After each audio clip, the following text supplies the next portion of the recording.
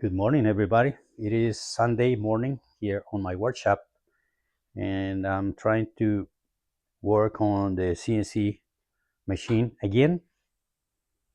So, last time I was mentioning that I needed an extra rod. It's a 6-foot rod, so I could reach all the way to the end here on the CNC table. I couldn't find the rod anymore with the eBay supplier because I purchased this rod back in 2018. So the supplier is not there anymore. And I did find the rod on McMaster car, except that it's $150 per rod plus shipping. And eBay on eBay back then, I purchased it for like $60 each rod.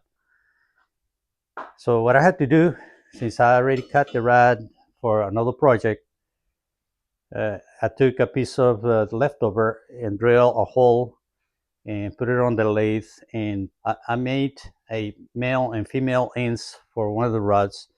And I put it together with the small one and brace it and work on the thread to be able to make the thread smooth so it would go from one rod to the other one without problem. So it's working fine. I couldn't put it on the lathe and clean up the threads because these are about 2 threads per inch instead of 5 threads per inch because it's 5-start, and the lathe doesn't have that configuration. So I had to do it by hand, and seems like it's okay.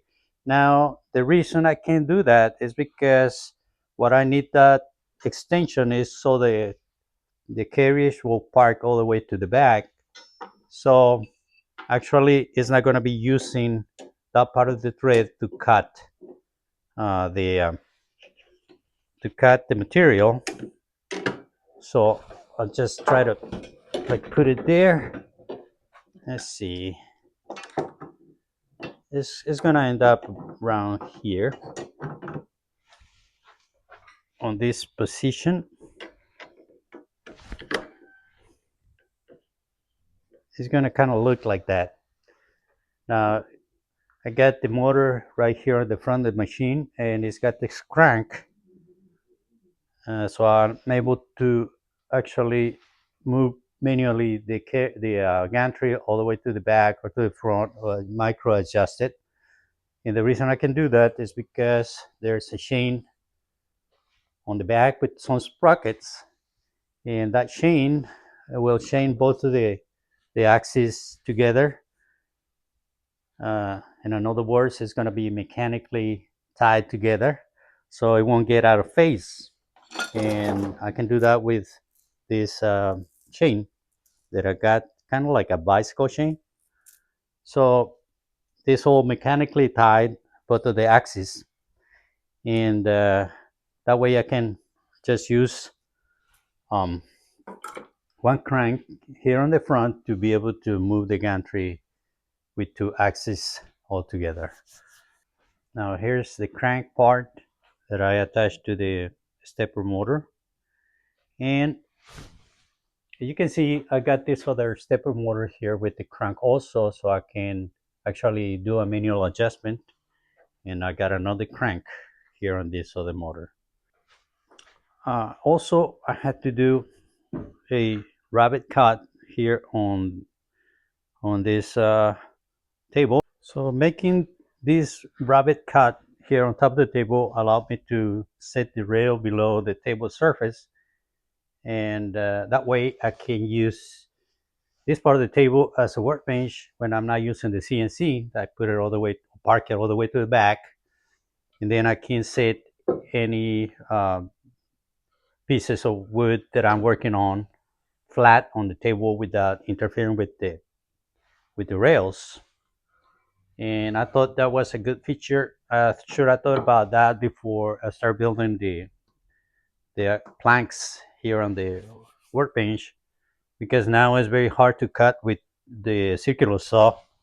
That I had to awkwardly cut this part, and then it's not the saw is not big enough for the whole space that I need to cut. So I cut this one, and I kind of mess up right here at the end. I'm gonna have to fill it up with Bondo just to make it flat. But on the other side, I got a better idea how to do it, and that's what I'm gonna work probably tomorrow. I start making that other cut. Now the workbench itself ended up being pretty good, and as you can see, I can move it around and I can lock it in place. Actually, this is the rear, that's the front. So, but the important part is that I can move it around and set it anywhere I want.